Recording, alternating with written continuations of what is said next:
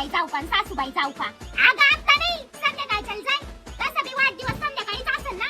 आता लगेच जाऊन काय करणार तू तिथं? अरे देवा, आता बघ मला बी आधीच बरं नाहीये. तुम्ही आता वाढदिवसाला गेला स्वयंपाक कोण करीन बरं? तुम्ही नवरा बायको याशाल तिकडे खाऊन पिऊन. आम्ही म्हातारीन काय उपाशी राहायचं का? काय मसाले भात?